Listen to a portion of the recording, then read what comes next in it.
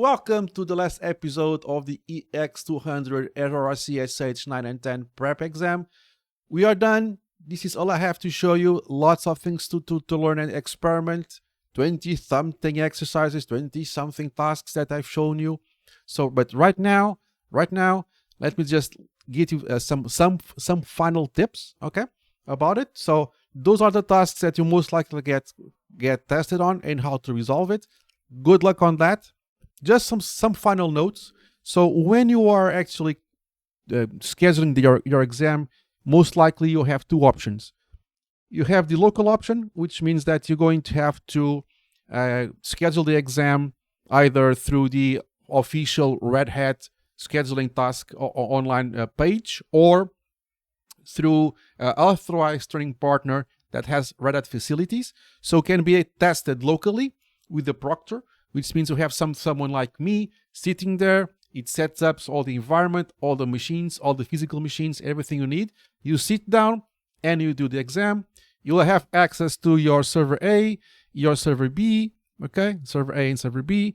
And you'll also have a small dashboard where you have some buttons where you can start the VM, stop the VM, reset the VM. So if you do something really, really bad, that the VM does not start, you can reset the VM.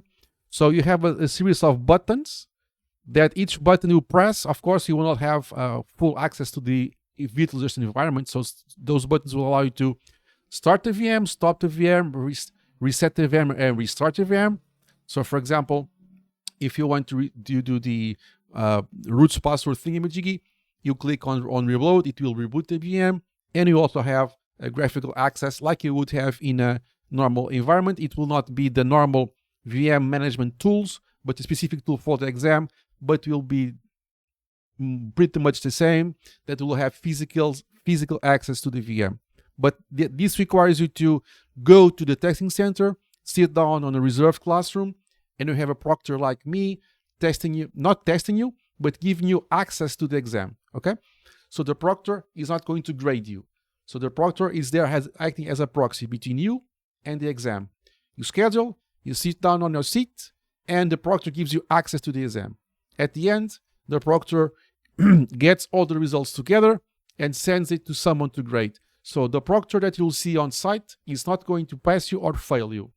It's not there to help you or give you tips. It's just making sure that the environment works.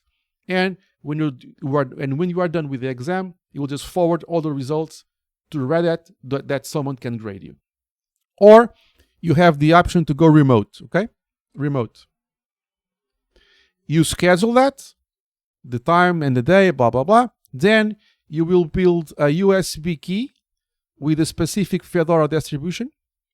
You'll just burn that image to the pen, and you can boot any machine with that pen, laptop, desktop, whatever the case, and you have your test environment at home, with the comfort of your own home. It's 99% the same as we'll have in a local classroom with a physical proctor, but in this case you'll have a remote proctor. So you log in and everything should be okay. Just some notes. You need to be in a very basic room, okay? I cannot do exams in this room. It has too many computers, too many screens. You need to have one screen only. If you have a laptop with external screen, the laptop screen must be closed. A decent internet access, of course, and you need to have an external camera and a microphone. You are not allowed to use headphones. No headphones, an external camera, the laptop camera, it will not be allowed. You need to have a camera that you can move around. Why? Because the proctor is going to ask you to pan the camera throughout the room, so he can see if everything is okay. There is no funny things going. Okay, external camera, internet access. If you are using a laptop with external screen, the laptop screen must be closed. Only one screen. So need to be in somewhere that's very not without any external access. Like if you are on your lab, it will not be allowed. Too many screens, too many computers. Go to the kitchen with a laptop or a basic PC with one screen where there are no screens, a place that it's safe, and without the proctor will not say, oh, you can get information from there. In my case, once I tried to do it in my living room, I had the TV back in my back, and he asked me to cover my TV with a cloth. Okay, so I had to have the TV screen completely blacked out by a cloth. And I just scanned my room. There were no more screens, no other people. Door was closed, and I could do it.